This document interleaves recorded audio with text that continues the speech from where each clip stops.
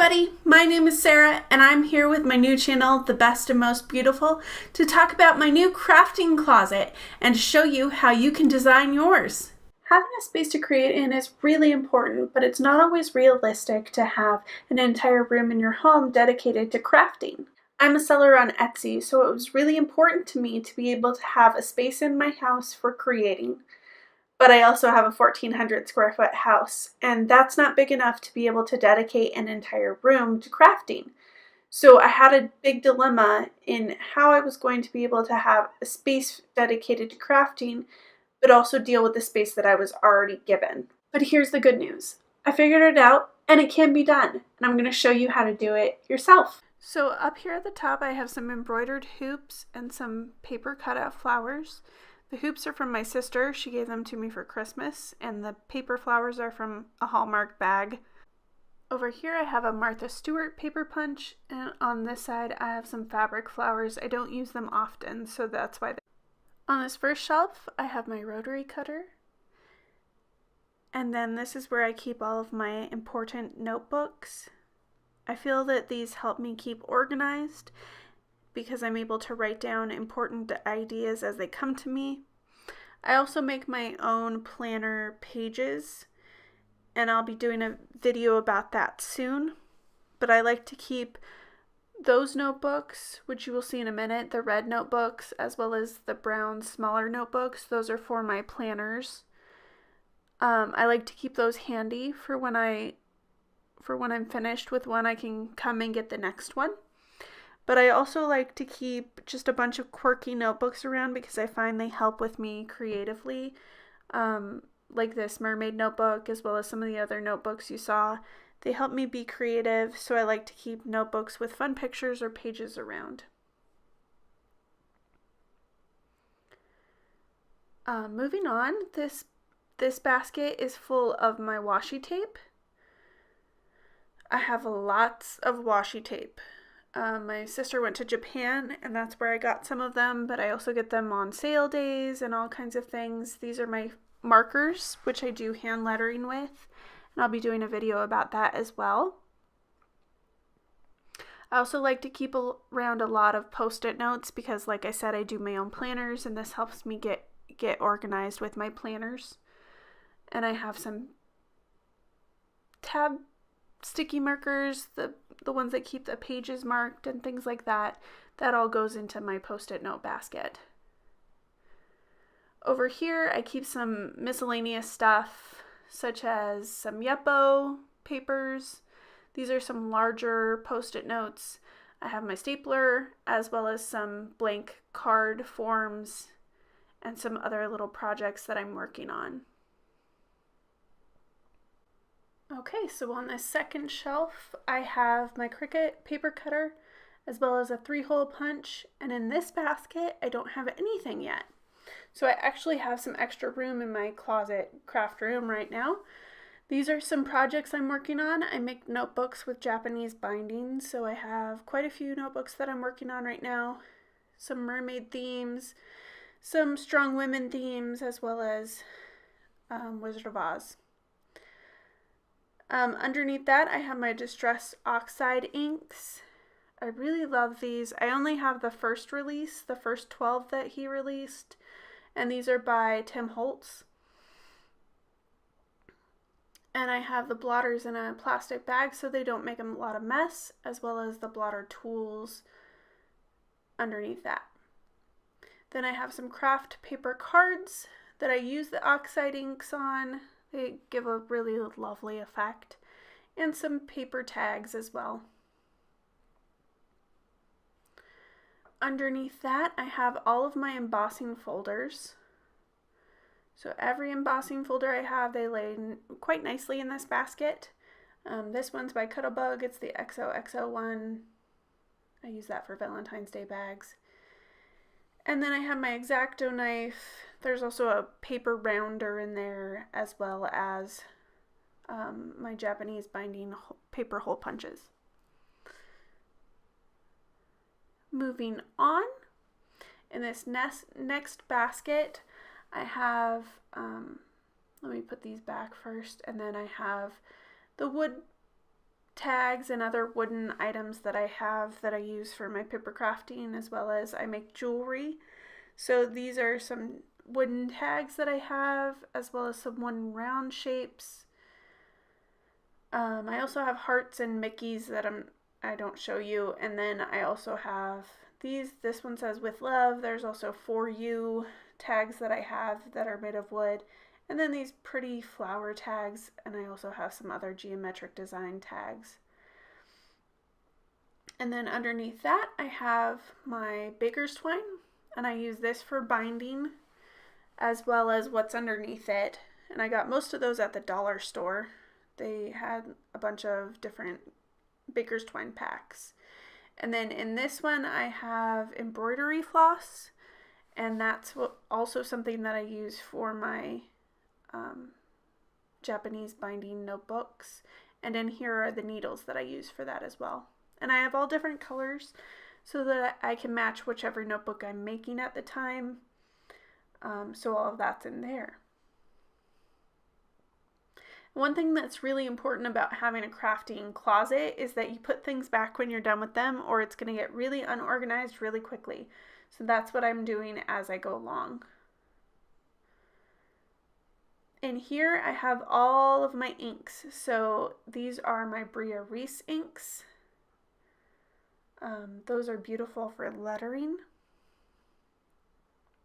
I also have my Tim Holtz Ranger alcohol inks that I use with my Yupo paper, and these are my P.H. Martin iridescents. And as you can see, in that ink box I have quite a bit of room left. And then in here I have all of my Nuvos as well as my glitter glues, and I get those from Michaels. They're $2 a bottle. So here's my Nuvo. I have all different colors. I got those for $2 each during a really great Joann sale. These are my Studio G. I dropped one. These are my Studio G glitter glues.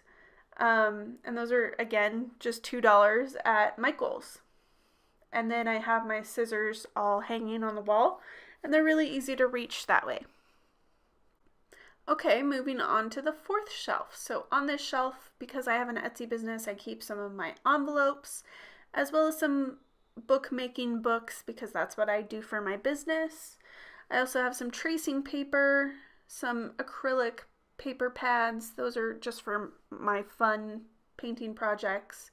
Some stencils that I don't use very often, as well as some sticker paper that I use for labels or shipping labels, anything like that. PVA glue is very important to me. That's what I use every day that I work my bookbinding business. In this little box I have some writing tools that I use. Those are highlighters. I also have pencils, some Sharpie paint pens, some paintbrushes. Those are nibs for my ink pens as well. And then underneath here, those are made for collecting glitter or embossing powder as you use them.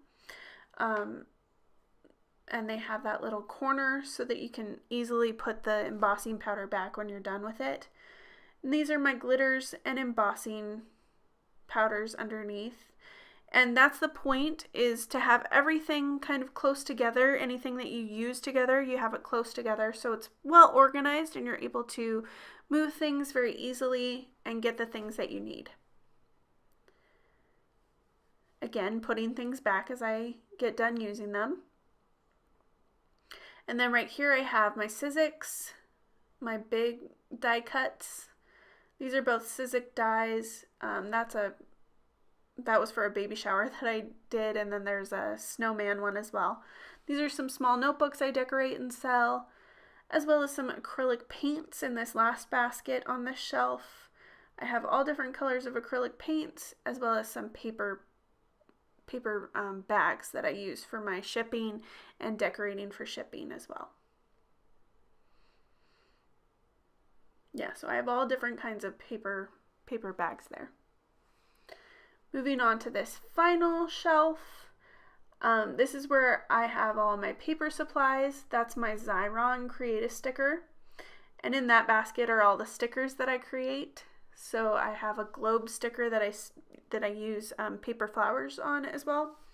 And I sell those in my shop. And underneath that I have all of my paper cards and paper cardstock that I've cut apart. All of that is in there. And I can use my Xyron with it, or I can use it all by itself when I'm making my notebooks. So in here I have some extra space. This is where I'm going to put my ink pads, and underneath there are my stamps. And right now all I have are the Grading Farm Little Mermaids, 3 cute little stamps, but I'm getting some more stamps soon, so that's where they're going to go. And then over here I have these jewel-toned cardstock papers ready and easily accessible because that's what I use a lot with my notebooks. There are very shimmery papers that I use a lot. So on this bottom shelf, but it's really the floor, I have my self-healing cutting board as well as my Martha Stewart scoring board. And then in front of that I have all of my 12x12s papers and my vellum so that it's easily accessible, but it doesn't take up a lot of space on a shelf. I tried it on a shelf and it just didn't work. It was taking up too much space. And then I also have this scrapbooking notebook that I need to get to. And beyond that, I also have some construction paper that I don't use as often, but I like to have it accessible just in case I need it. And I have all the different colors of that. To really utilize the space as well as I was able, I got this 3-drawer unit at Target. It was about $15. And on top of that, I have some writing paper. That's for just making notes to put in with packaging or to write home to my family. These harder cardboards are for making notebooks. And then I have some nicer cardstocks. They're really thick that I keep up on top of there so that they're separated. And then I really didn't think I was going to be able to have all of my ribbons in one place. I thought I was going to have to use more than one drawer, but these drawers are actually very wide and they're also very deep. So I was actually able to fit all of my ribbon into one drawer. And it may seem a little disorganized to other people, but it's actually really well organized for me. These drawers are actually clear, so I'm able to see what I need to from the front. As you can see, I can see everything that I need. And those just plain colored ribbons underneath are what I use most, so they're in the front. In this second drawer, I make fabric washi tape. And so I have all of these fabrics neatly organized and ready for when I want to make washi tape out of them. Florals and watercolors are in the back, as well as little characters and my Doctor Who washi tape that I make for my Etsy store. Those are all in the front. And then I also have some extra room right there, so that's a plus as well. And then underneath I have all of my regular cardstock, everything that I use for my notebooks that's regular instead of the metallic, it's underneath. And like I said, these drawers are see-through, so I'm able to see where to go to get the color of cardstock that I want. Then here on the side, I have a bunch of wrapping papers that I actually use for the fronts to wrap around notebooks. And these are all from Me and My Big Ideas, or Mombi. Going up the sides of the walls, I have my ruler that I use for straight cutting, as well as my scissors and my rotary cutter. These are all kind of in the same area so that I know where to go to get them very easily. And then on this side, it was really important to me to be able to utilize all of my space. So these bags are a project that I do where I hand letter and make names on them, but they also hold my vinyl. And then these are some paper flowers that I use for my Etsy shop as well. I also have these little clips that are each on a different hook, but I'm using 2 of them right now. That's why they're not there. And then up above, I have, again, the hoops And all of the baskets and the hoops and everything, they all match so that I really feel like the space is mine. And that's an important part of organizing your space, making it feel like yours. Thank you so much for watching today. I'm going to have a link for my Etsy shop as well as my Instagram below. And thank you again for liking, commenting, and subscribing. I'll see you next time. Bye-bye.